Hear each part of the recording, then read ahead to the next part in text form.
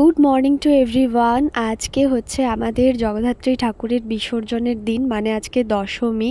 তো আজকে দশমীর দিনে লাস্ট পুজো হয়ে তারপরেই মায়ের ঘট নড়ানো হচ্ছে আর কি। তো সেই পুজোই এখন চলছে। তো সেই পুজো শেষ হওয়ার পরই এখন এই যে ঘিয়ের প্রদীপ ছিল কাল থেকে, সেটাই এখন ঘরের ভেতর ঠাকুর ঘরে নিয়ে যাওয়া হচ্ছে। আর এরপর ঠাকুরকে নড়িয়ে ঘটকে নড়িয়ে যে দশমীর বিসর্জন হয় সেই বিসর্জনই হবে। আর এখানের মধ্যে এই যে দুটো কলা আর পান পাতা দেখতে পাচ্ছেন, এখানে না দুটো হাঁস আঁকা আছে, যেটা হচ্ছে একটা খরা হাঁস আর একটা এমনি হাঁস। তো এটাও একটা কোনো কারণ আছে, যে কারণে এই দুটো আঁকা হয়, এটাকে বলা হয় শুভচনী। তো এখানে সবাই শুভচনী দিতে আসবে।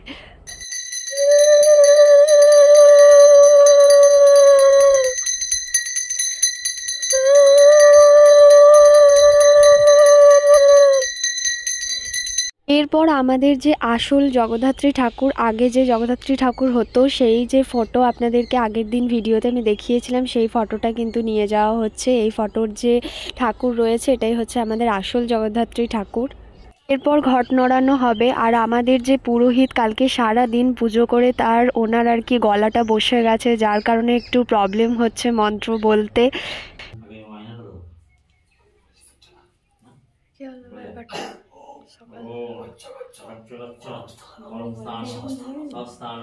দেবী চন্ডিকে অবস্থিত ইয়া দেবী পরিপূর্ণ কর্মস্থান দেবস্থান দর্শন দেব মহেশ্বর শক্তি নিশান করুণাস জয় নমনায়। তো এখন পুজো শেষে এখন কিন্তু ঘট বিসর্জন হবে। যেই পুকুরে ঘট বিসর্জন হবে ঠিক সেম একইভাবে কিন্তু বিকেলবেলাও মায়ের বরণ হবে, তারপর মাকেও কিন্তু ওই পুকুরেই বিসর্জন করা হবে।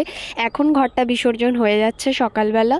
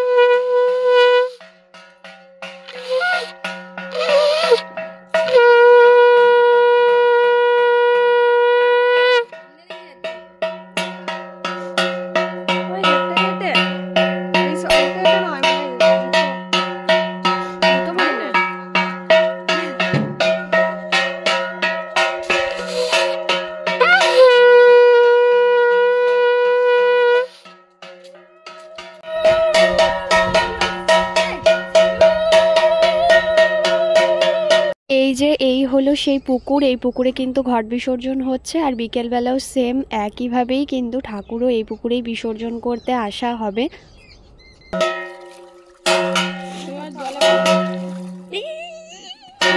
ছেড়ে দাও ছেড়ে দাও ছেড়ে দাও, ওটা তুলে দেবে ছেড়ে দাও।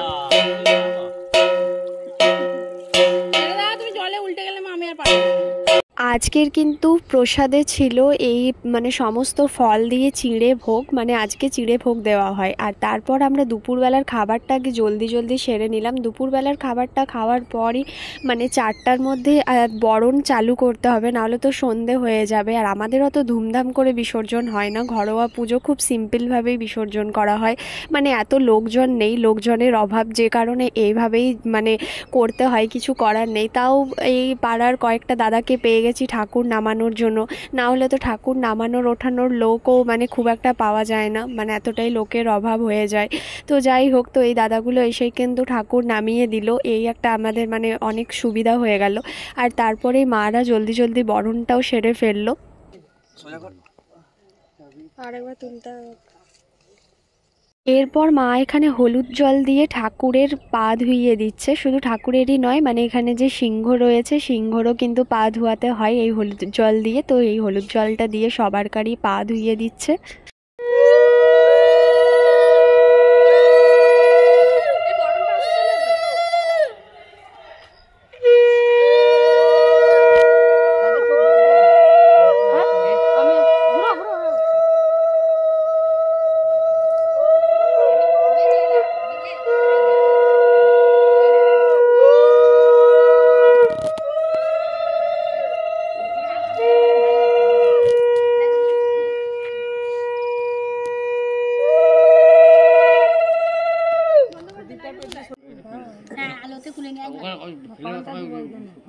তো চলে যাবে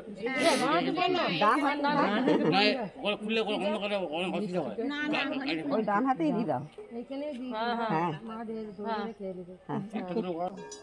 মানে এটা বানাতে পারবে তো আমি করেছি সবাই টাকা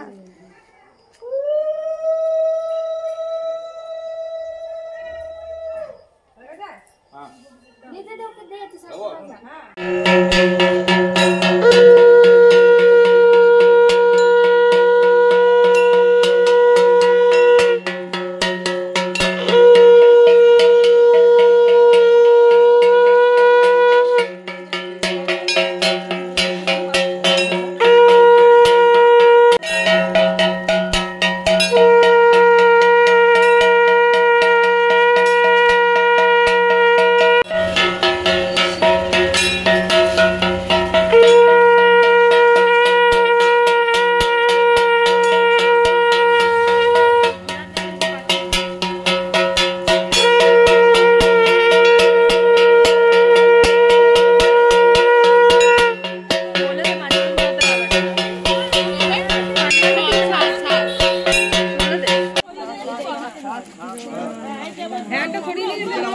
তোরা লাইটগুলো একটু ফ্ল্যাশগুলো অন করে দে